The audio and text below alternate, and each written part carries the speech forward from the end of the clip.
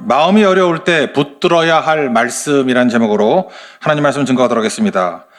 사람의 변덕은 정말 심하다고 생각할 수 있습니다. 그러니까 하나님에 대해서도 항상 양면적인 태도를 갖습니다. 평탄할 때는 하나님께 숨고 싶고, 또 내가 힘들 때는 옆에 없다고 불평합니다. 인간이 그렇습니다. 그래서 제가 볼 때 팬데믹 때 우리에게 나쁜 영향을 준 것 중에 하나가 뭐냐 하면은 사회적 거리 두기. 그거 하다 보니까 영적으로 나쁜 영향을 미쳤는데 하나님과도 거리 두기가 가능하다 이렇게 생각을 했던 것 같습니다. 그래서 거리 두기가 굉장히 익숙해졌어요. 너무 가까울 때 사람들은 부담감을 느끼고 또 숨고 싶어 한다라는 것입니다. 제가 학교 다닐 때는 그 오락실 그런 게 있었거든요. 두더지 잡기 게임 그거 아십니까? 이렇게 막 튀어나오면 망치로 때리거든요. 근데 꼭 인생이 그런 것 같아요. 머리 살짝 내밀었다가 그거 안 맞는 게 이기는 거이냐. 그래서 숨고 하는 그런 모습이 있다는 것입니다. 성경에서 하나님이 우리의 친구라 그러죠. 그럴 땐 오케이 친구까지는 받아주겠어. 절친 그러면 소스라치게 놀랍니다. 하나님 절친은 싫어요. 그렇게 얘기한다는 것입니다. 언제부터 사람이 이렇게 숨기 시작했습니까? 창세기 3장 8절을 보니까 범죄하고 난 다음에 그 아담과 하와가 하나님의 낯을 피했다고 얘기하고 숨었다고 얘기를 합니다. 인간이 그렇습니다. 죄인들은요 하나님의 얼굴을 피합니다. 그리고 숨습니다. 그러면서 또 필요할 때는 하나님 또 찾고 이런 모순적인 상황을 보이고 있다는 것입니다. 왜 그런가? 하나님 안에 있다 그러면 우리가 속박됐다라고 느낍니다. 그리고 하나님 밖에 있어야 자유를 느낀다는 거예요. 명심하십시오. 하나님을 떠난 자유는 없습니다. 그러니까 하나님 없는 자유를 추구한다는 것은 지뢰밭에서의 자유하고 똑같은 거죠. 지뢰 뭐 수백 개 심겨진 곳에서 자유롭게 뛰어라 죽으란 얘기죠. 지뢰밭에 정확한 지도를 가지고 여기 밟고 가야 죽지 않고 살 수 있어. 그게 자유죠. 그래 지뢰밭의 자유하고 똑같다라는 것입니다. 기차 같으면 선로죠. 레일 위를 달리고 있을 때 자유지. 레일 위를 벗어나서 멋대로 가라. 그게 무슨 자유입니까? 그걸 탈선이라 그러고 오히려 큰 사고와 죽음에 처할 수밖에 없다는 것입니다. 우리 인생이 그래요. 지뢰밭의 자유를 자유로 착각을 하고 있고 선로를 벗어난 탈선하는 것을 자유라고 생각합니다. 그렇지 않다라는 것입니다. 하나님 안에서만 진정한 자유가 있다라는 것입니다. 그러다가 우리 인생이 이제 어려움을 당합니다. 어려움을 당하면은 갑자기 태도를 변화시켜서 하나님이 내 옆에 없다고 그러고 왜 부재 중에 하나님은 나와 함께 하나님은 나 어려울 때 왜 이렇게 부재 중에 있냐고 그래서 하나님을 원망하고 나아갈 때가 많이 있다는 것입니다. 명심하십시오. 시편 139절의 메시지가 뭐냐 하면은 우리가 부재라고 느낄 때에도 하나님은 여전히 우리와 동행하시고 임재하고 계신다는 거예요. 그게 핵심이죠. 오늘 예배드리는 모든 성도들 혹시 하나님이 나를 떠나셨다, 나를 버리셨다, 내가 참 비참하다. 하나님 어디 계시냐? 그렇지 않습니다. 하나님은 임재해 계시고 우리가 동행해 계시고 우리에게 힘과 능력으로 채워주신다는 것입니다. 그래서 오늘은 마음이 어려울 때 우리가 붙들어야 될 말씀 그런 관점에서 우리 세 가지 한번 살펴봤으면 좋겠습니다. 첫 번째는 하나님이 나의 모든 것을 알고 계신다는 것입니다. 내가 힘들고 어려울 때 주님 모른다고 생각하죠? 하나님은 모든 것을 다 알고 계신다. 이런 거를 뭐라 그러죠? 전지, 그래요. 전지, 옴니션트, 모든 걸 다 아시는 하나님. 그래서 1절, 2절, 3절, 4절 보면 하나님이 아신다, 아신다, 아신다, 아신다 4번이나 반복을 하고 있습니다. 1절을 보십시오. 그 뒷부분을 보니까 나를 아시나이다. 2절을 보십시오. 나의 생각을 밝히 아시오며 3절을 보십시오. 모든 행위를 익히 아시오니 4절 보니까 알지 못하시는 것이 하나도 없습니다. 아신다, 아신다, 아신다. 다 아신다. 그럼 한번 제가 물어볼게요. 하나님은 우리의 삶에 있는 모든 것을 다 아신다. 이게 무슨 뜻이죠? 메시지가 뭐예요? 우리가 하나님 앞에 나아가서 설명하지 않아도 된다는 거예요. 우리가 하나님 앞에 나아가서 설득하지 않아도 된다는 거예요. 우리는 많은 순간 하나님 앞에 나가는 것을 되게 부담스러워 하는데 이 모든 사정을 어떻게 다 설명할까? 설명할 필요 없다는 거예요. 주님이 다 하신다는 거예요. 그리고 또 하나 하나님 마음을 변화시키는 게 기도라고 생각하죠. 어떻게 하면 하나님을 설득하지? 그럴 필요 없다는 거예요. 하나님은 다 아시고 계십니다. 설명도 필요 없고 설득도 필요 없다는 것입니다. 그래서 믿음 생활이라는 게 뭔지 알아요? 한마디 정의한다 그러면 설명이 필요 없는 삶이에요. 우리는 뭘 설명합니까? 하나님이 다 아시는데. 그럼 하나님이 다 하시고 난 다음에 우리에게 뭘 주셔요? 우리가 꼭 필요한 거 주시겠죠. 그래서 신앙생활의 본질은 영접하는 겁니다. 영접하는 자, 그 이름을 믿는 자, 하나님의 자녀가 되는 권세를 주셨다. 영접하는 거, 수용하는 거, 용납하는 거. 그래서 인생은 수동태입니다. 하나님이 이끄시는 대로 가는 거예요. 왜? 다 아시기 때문에 우리에게 꼭 필요한 것, 반드시 우리가 가야 될 길만 인도해 주신다는 것입니다. 그래서 믿음 생활이라는 건 뭐예요? 말씀 듣고 순종하는 그 길이죠. 그게 최고의 길이 될 수 있다는 것입니다. 저는 하나님이 다 하셔서 우리에게를 인도해 주신다, 이끌어 주신다. 저는 우리 친할머니를 떠오르게 됩니다. 남편이 이제 순교했잖아요. 예, 기독교 메시지 증거하다가 순교하셨는데 26살에 과부가 되셨습니다. 자녀들은 4명이고. 그러니까 평생 어려웠죠. 저는 어렸을 때부터 우리 할머니 한 인생을 봤어요. 크리스찬으로서 고난 가운데 살아가는 한 여인. 280장 참부여 의지 없어서, 그러니까 올드랭 사인이죠. 예, 그 멜로디를 가지고 할머니가 기도하시다가 맨날 그거 불렀어요. 아시지요, 아시지요, 주님 다 아시죠. 이건 맨날 틀렸어요. 그죠? 음이. 아시지요, 아시지요, 주님 모두 다 아시죠. 그 다음에 또 아시죠, 아시죠, 아시죠. 할머니 교회에서 사셨거든요. 교회에서 사셔가지고 교회에 하루 종일 있었어요. 그래서 어디 가냐 그러면은 아시죠만 뭐 1시간 하고, 또 어떤 때는 아버지만 1시간 하고, 눈물과 통곡으로 그게 기도라는 걸 제가 알게 됐어요.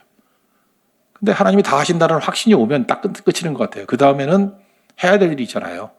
그죠? 어떤 때는 교회를 이렇게 세우기도 하고, 또 병든 사람들 찾아가기도 하고, 당장 내가 해야 될 일들, 그 일을 하시는 거를 봤습니다.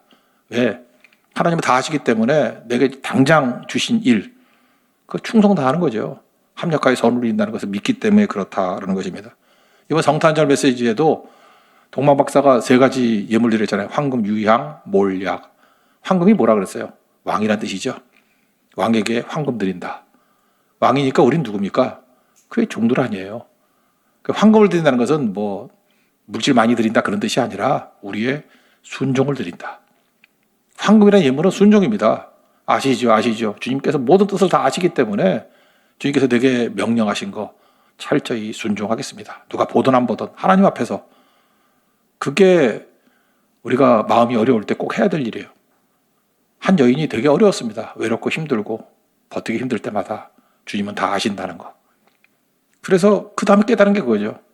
하나님은 최고를 다 아시기 때문에 내게 주신 명령 앞에 순종의 열매, 황금 드리러 나아갑니다. 그래서 결국은 94년 동안 충성하셨어요. 저는 그게 우리 믿는 사람들이 걸어가야 될 길이라고 생각합니다. 오늘도 마음이 어려우신 분들 주님이 다 아십니다. 설명할 필요 없습니다. 주님께 마음을 토하십시오. 눈물과 통곡으로 토하십시오. 그럼 하나님이 주신 명령 그거 붙들 때 그게 최선의 길이 될 수 있다는 것입니다. 두 번째는 하나님이 어디든 계신다는 거예요. 이걸 이제 무소부재 그러죠. omnipresence. 어디나 계신다. 그래서 7절을 보니까 내가 주의 형을 떠나 어디로 가며 주의 앞에 어디로 피하리까? 주님은 어디나 다 있다. 뭐 그런 뜻이겠죠. 피할 곳이 없다.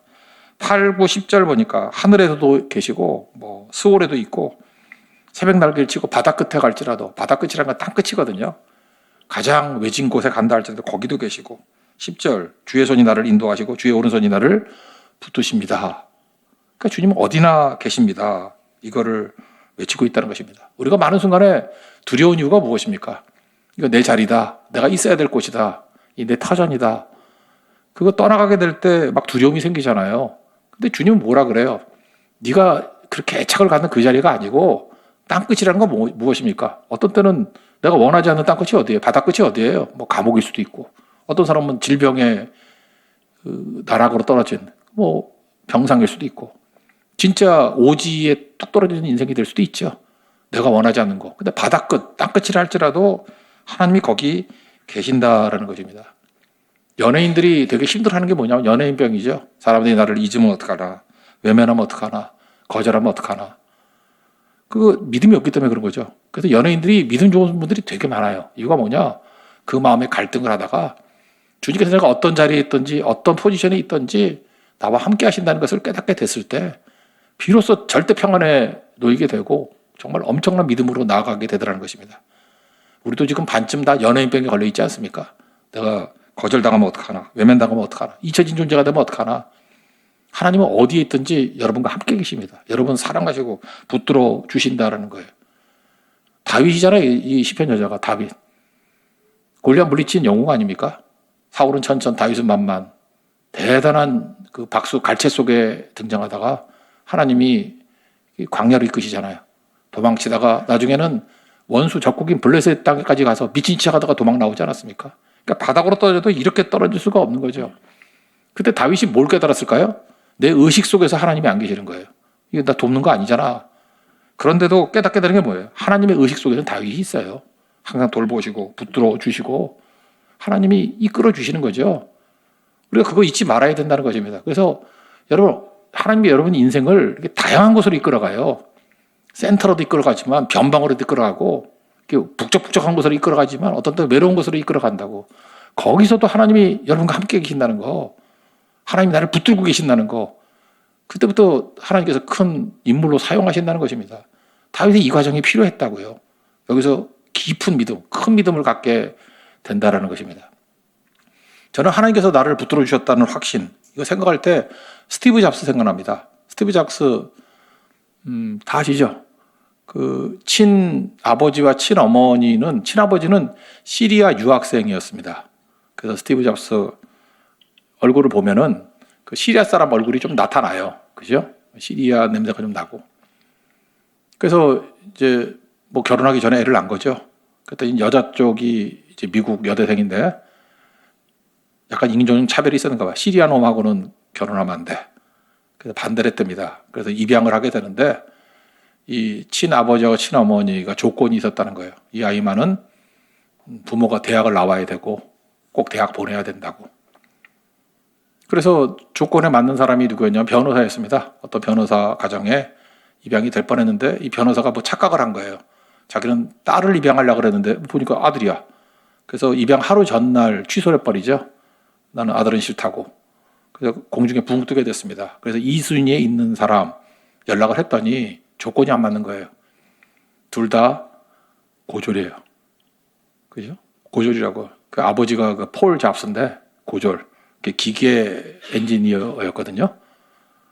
근데 이 부모들이, 양부모가 될 사람들이 우리는 대학은 못 나왔지만 반드시 애를 잘 키울 거고 이 아이는 반드시 대학을 보낼 거라고. 그래서 그 약속하는 걸 믿고 여기 입양하게 되었습니다. 그래서 스티브 잡스가 평생 자기 친아버지와 친어머니 되게 미워했다 그러죠. 어떻게 애를 낳아서 버릴 수가 있냐고. 그러면서 가장 존경하는 사람이 자기 아버지예요. 양아버지. 폴 잡스. 폴 잡스. 어렸을 때는 자기가 입양된지 몰랐답니다. 그러다가 좀 시간이 지나니까 뭐 소문이 나잖아요. 그때 동네 아이들이 스티브 잡스 놀리기 시작했대요. 너는 버림받은 놈이야. 버림받은 놈이야. 얘가 울면서 들어오니까 그 폴 잡스, 양아버지가 그런 얘기 했대죠. 100번도 더 얘기했대요. 너는 버림받은 아이가 아니고 우리가 선택한 아이야.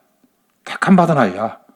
어디 버림받냐? 우리가 특별히 선택한 거야. 모든 대가를 치르고 너를 선택한 아이야. 너는 귀중한 아이야. 스티브 잡스가 거기서부터 회복이 됐잖아요. 포지션이 뭐 중요합니까? 뭐 친한 부모 밑에 있든 양부모 밑에 있든지 그게 중요한 게 아니죠. 내가 택함받은 아들이라고, 선택받은 아들이라고. 그래, 아버지 되게 존경한대요. 그리고 거기서 아버지한테 배운 역량 중에 하나가 뭐냐면 아버지가 기계 엔지니어라고 그랬죠. 항상 기계 다루면서 겉에도 중요하지만 속까지도 아름다워야 되느니라. 여러분, 평생에 우리 인생이 추구하는 아름다운 세 가지거든요. 진선미거든요. 진선미, 진실함, 그리고 굿니스, 선, 미, 아름다운 뷰티. 아내까지도 아름다워야 된다. 그거 가르쳤어요. 이건 영원히 변하지 않는다. 진선미는 영원히 변하지 않는다고. 아름다워야 된다고. 그래서 제가 아는 형제가 그 아이폰 이렇게 수리하는 형제였는데 그런 얘기 하더라고. 아이폰은 겉으로 볼 때도 아름답지만 뜯어보면 되게 아름답대. 뜯어보면. 아내가 이렇게 기능 잘 된다고 이렇게 질서정연하게 있는 게 아니고 그 자체도 보면은 아름다움이 있대요. 그게 스티브 잡스의 아버지의 모습이죠. 너는 선택받은 자야. 그 내 내면에 이런 아름다움이 있어. 그 스티브 잡스가 굉장히 그 강박에 사로잡힐 정도로 아름다움을 추구하고 그랬다고요. 그래서 그런 얘기를 저도 듣고 얼마나 아름다운지 뜯어봤다가 하나 망가졌어요. 다시 끼웠더니 작동을 하네. 그래서 뭐 그때 당시 한 70만 원 냈던 것 같아요. 한번 날렸던 적도 한번 있고 그런데 함부로 뜯지 마세요. 예, 별로 도움이 안 되는데 하나 배운 건 거예요. 내가 너무 아까워가지고 아름다운지 보지 못하고 마음이 속상해가지고 속이나 열심히 볼 걸. 스티브 잡스의 모습을 통해서 우리가 알 수 있는 게 무엇입니까? 그 양아버지의 내가 너를 선택했다라는 사랑과 내면의 아름다움을 추구하는 것. 하늘에 계신 우리 하나님 아버지는 더 하겠죠. 그죠? 우리를 내가 너를 택하여 세웠다고. 다윗 보세요. 그 기름 부러 갔을 때 아들 취급도 안 했잖아요, 아버지가. 그래서 뭐 하나 더 있냐 했더니 말째 하나 있다고. 그건 뭐예요? 버림받은 아들이죠? 하나님 붙들어 주시잖아요. 그 하나님이 사무엘을 통해서 뭐라 그래요? 그 아들 올 때까지라 밥도 안 먹겠다고. 하나님이 이렇게 존중해 주잖아요. 우리 인생이 그렇습니다. 세상 모든 사람들이 나를 멸시하고 무시해도 하나님 나를 존중해 주셔요. 나를 붙들어 주신다고. 어느 곳에 있든지 자리에 관계없이 요셉을 보세요. 감옥에 있든지 뭐 종으로 팔려가든지 하나님이 그를 선택하잖아요. 붙들어 주잖아요. 그 얘기하고 있는 겁니다. 우리는 많은 순간에 하나님께서 나를 선택했다는 거에 대해서 마음을 두지 아니하고 잠깐만 이렇게 자리 갖고 내가 이 자리에서 넘어지면은 끝이다. 그렇지 않다라는 거예요. 다윗에게부터 계속해서 배울 수 있는 게 무엇입니까?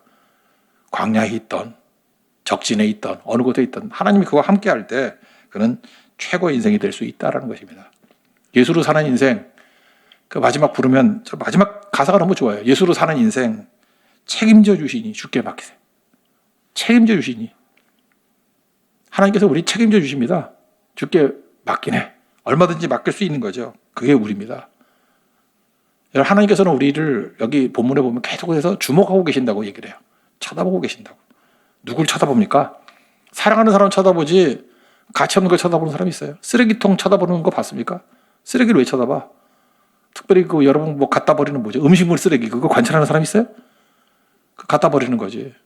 근데 이렇게 쳐다본다는 게 뭐예요? 주목하고 있다는 게 뭐예요? 사랑한다는 거죠. 하나님께서는 24시간 우리를 주목하고 계십니다. 우리가 힘들고 신음하고 아파할 때 우리를 주목하시고 그래 믿음의 자녀야. 너는 내가 주목하고 있다. 언제든 힘주고 너를 보호해주고 막아주고 이끌어줄 거라고. 그 하나님 붙드는 종 되길 바랍니다.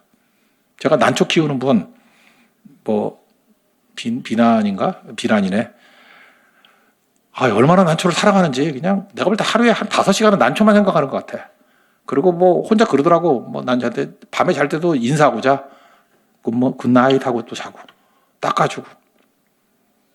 여러분 난초 하나를 사랑해도요 사람이 하루에 5시간 인사하고 굿모닝하고 굿나잇하고 하나님이 우리를 난초만도 못하게 취급하실까요? 아니죠. 하나님은 24시간 한순간도 놓치지 않고 우리를 보호하시고 이끌어 주신다는 것입니다. 주님의 무소부재한 사랑, 어디서든지 우리를 붙들어 주시고 선택하시는 그 사랑 확신 가지고 포지션에 관계없이 상황에 관계없이 항상 확신 가운데 거하는 믿음의 종 되기를 바랍니다. 마지막 세 번째 우리가 마음이 어려울 때 붙들어야 될 말씀이 뭐냐 하면 하나님 앞에 단독자로 서야 된다는 거예요. 그러니까 키에르케고르의 표현하고 똑같죠. 하나님 앞에 선 사람이 돼야 된다는 것입니다. 그것도 어떤 모습으로? 있는 모습 그대로. 그럼 주님이 품어주신다는 거예요. 우리 주님 만나면 되는 거죠. 누굴 만납니까? 있는 모습 그대로 나가는 백성들을 만나는 거예요. 시작 성경을 보면은 바리새인, 사두개인 주님이 만나지 않았어요. 가짜니까. 근데 세리, 창기, 뭐 이런 사람 병자 만나죠. 왜? 진짜니까. 있는 모습 그대로니까. 그게 중요한 거죠. 여기 내용들 보니까 다윗에게도 원수들이 많았는가 봐. 태클 거는 사람 많았는가 봐. 여러분 예배 드리고 난 다음에 우리 문제가 안 풀릴 때가 누구냐 하면은 그 사람 때문에 안 된다. 그 원수가 자꾸 머릿속에 왔다 갔다 하고 그것 때문에 내가 삶이 어려워져. 그러면 안 되고 하나님 앞에서 내가 죄인과 병자로 설 때 그때부터 회복의 능력이 나타나기 시작한다는 거예요. 그게 진짜라는 것입니다. 그래서 오늘 시편 139편의 마지막 2절, 23절, 24절 보세요. 하나님의 나를 살피사 내 마음을 아시며 나를 시험하사 내 뜻을 아옵소서. 내게 무슨 악한 행위가 있나 보시고 나를 영원한 길로 인도하소서. 내 마음을 알아달라고. 그죠? 내 뜻이 뭔지를 시험해달라고. 하나님 앞에 자기 있는 모습 그대로를 드러내잖아요. 나 연약하고 부족합니다. 하나님 나를 붙들어 주세요. 그럴 때 주님이 주의 손으로 만져주시고 치유해 주시고 그 다음에 주와 함께 회복의 능력으로 일어서게 된다는 것입니다. 저는 뭐 미술을 잘 몰라서 평론은 잘 못하겠어요. 19세기의 최고의 화가라 그러면 빈센트 반 고흐죠. 고흐는 최고의 화가라고 얘기를 합니다. 근데 살아생전에는 뭐 그 그림 한 점인가 팔렸다 그런가? 팔리지도 않죠. 그런 망가진 인생이었습니다. 우울증, 편집증. 그래서 정신병원 왔다 갔다 가고 하는 그런 사람이었어요. 얼마나 미친 짓을 많이 했는지. 그래서 여러분들 누구 미쳤다고 자꾸만 그러지 말고 저거 큰 인물일 수도 있어. 그렇게 생각할 필요성이 있어요. 미친놈이었어요. 아니 미친놈. 그래서 경찰이 와가지고 뭐 민원 때문에 어렵기도 하고 막 그랬던 상황이었습니다. 여러분 아다시피 빈센트 반 고흐의 그 룸메이트가 폴 고갱이잖아요. 남태평양에서 뭐 그림 그리던 남자 폴 고갱. 같이 그림 그리다가 하도 난폭해가지고 둘이 싸움하고 폭력하고 친한 친구였는데 떠나가 버렸어요. 그러니까 외롭죠. 아무도 남지 않고. 얼마나 힘들었는지 그 죽기 직전에 그가 그 그렸던 그림 중에 자화상이 한 40점 정도 있거든. 근데 귀를 잘랐습니다. 스스로. 귀 잘라가지고 매춘부에게 갖다 주고. 미친놈이죠. 그래서 정신병원에 들어가게 됐어요. 정신병원에서도 계속 그림을 그렸습니다. 그 중에 뭐 우리가 제일 잘 아는 별이 빛나는 밤에 그 정신병원에서 그린 거예요. 그리고 정신병원에서 자화상을 여러 점 그렸는데 그 죽기 직전에 자화상 2개가 있거든요. 이 귀에 붕대 감은 거 2개가 있는데 하나는 붕대 감은 거, 하나는 파이프 그 담배 파이프 이렇게 물고 있는 거. 제가 볼 때 파이프 문 게 더 좋은 것 같아요. 그게 최고의 가치 있는 그림이라고 얘기를 합니다. 이유가 뭐냐? 죽기 몇 달 전인데 그 그림을 자세히 한번 보세요. 뭐 인터넷에 막 떠 있을 거니까. 슬퍼 보입니다. 그리고 눈에 초점이 없어요. 그리고 특별히 파이프 문 거는 허공을 쳐다보는데 뭘 쳐다보는지 모르겠어. 상실감이 있고 되게 불안해하는 게 느껴져요. 그리고 상처받은 사람이구나 라고 하는 생각이 들어요. 이 작품이 왜 최고의 작품인지 아십니까? 솔직한 거예요. 있는 모습 그대로. 내 모습 이대로 주 봐도 없어도 그거예요. 있는 모습 그대로. 손대지 않았습니다. 우리 인생에 많은 사람들이 잠깐만 포토샵으로 그려놔요. 특별히 아줌마들 사진 그거 정말 정직하지가 않아요. 인생에 포토샵 하는 거 아니에요. 왜 반 고흐의 작품이 최고의 작품이 됐냐? 포토샵이 없어요. 손댄 게 없어. 그 있는 모습 그대로예요. 그래서 그 그림만 보면은 눈물이 나요. 내 모습이거든. 상처 입은 내 모습이거든. 미친 내 모습이거든. 불안한 내 모습이거든요. 그래서 그 그림에는 감동이 있어요. 예술이라는 게 감동 아니에요? 진짜 잘해, 진짜. 그게 하나님 앞에 나가는 모습이라. 저는 빈센트 반 고흐의 자화상과 오늘 23절, 24절의 모습이 거의 유사하다고 생각합니다. 하나님 앞에 있는 모습 그대로 나가는 모습이 있어요. 그죠? 하나님이 나를 보신다는 거. 그러니까 회복의 능력이 나타나기 시작하는 거죠. 여러분, 진정성이라는 거는 하나님을 만날 수 있는 가장 강력한 힘이 될 수 있다는 것입니다. 근데 우리는 잠깐만 포장해요. 그리고 과장하고 숨기려고 그러고. 그러니까 내가 죄인으로 서지 않고 병자로 서지 않으니까 하나님을 만나지 못하는 것입니다. 얼룩진 모습 그대로 주님 앞에 나가는 모습이 있어야 된다는 것입니다. 아까도 얘기했죠. 인생에서 변함없는 3가지가 있는데 진선미라고.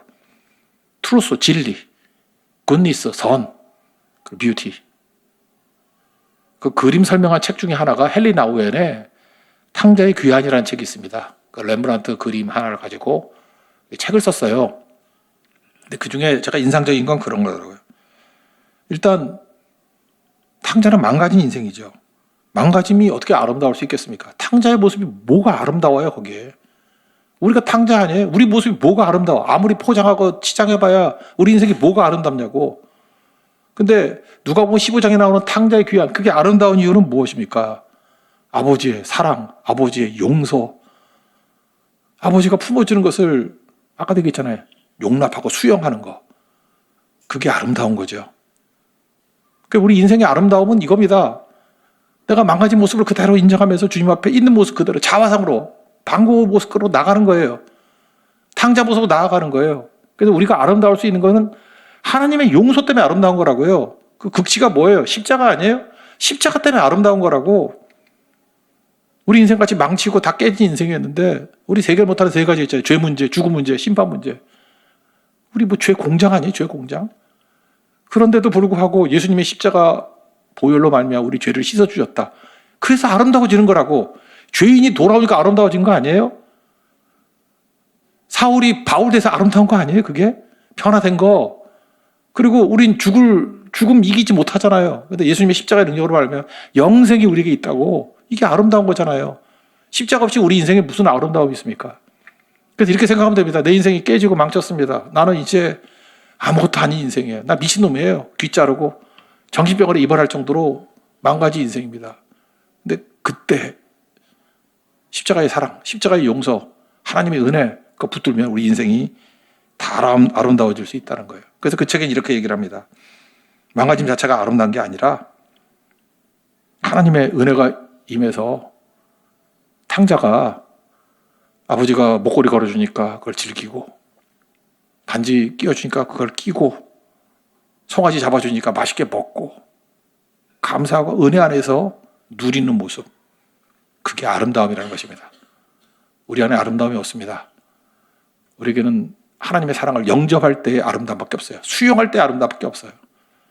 저는 한 해 동안에도 하나님께서 이끌어 주셨던 멋진 아름다움이 있었지만 2026년도에도 십자가의 은혜 외에는 우리 교회는 아름다울 수 없습니다.